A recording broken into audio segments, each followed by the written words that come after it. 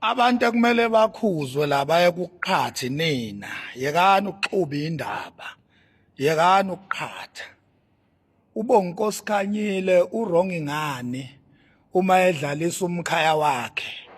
ngoba phela uma umfowethu ubhuti uMavava kuyena umkhaya wenu umkhaya kaBonkosi urongi ngani ke uBonkosi mayengcwekisa eyakuba insizwa zandawonye mayingcwekisana ngokwendlela yasenkandla ningenapi nina yekani ukuphapha nihambe ningena izinto eningahlangene nazo nakhona nizingene ngokuthatha isayidi ngokuqhatha umfowethu uMavava insizwa leyana insizwa uMavava uyayi-understanda igame ebeyidlaliswa umkhaya wakhe uBonkosi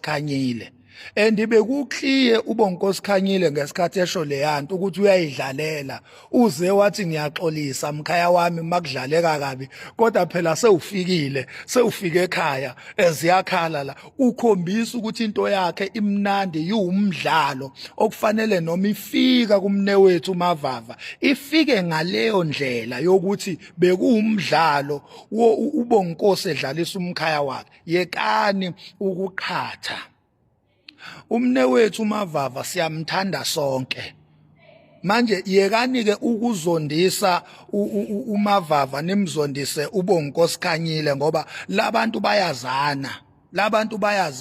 labantu abandawonye uyabo umfowethu uBonkosi umfowethu siyamthanda akavumelekile niyena ukudlala ubani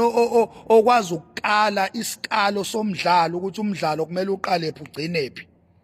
ubani futhi nakhona khonto personal uBonkosi ayikhulume kuMavava akukho nhlambo uBonkosi athuke ngayo uMavava akukho impi uBonkosi ayiphake kuMavava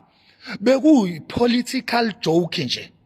wadlula futhi kuyo waqhubekela kwezinye izinto kahle uBonkosi la ubengcwekisa inkatha njenge-MK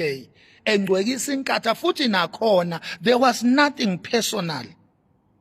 nina ke seniyaphapha seniyangena niyagxambukela niyakhuluma niyaphehla yekani ukuphapha kade shit man.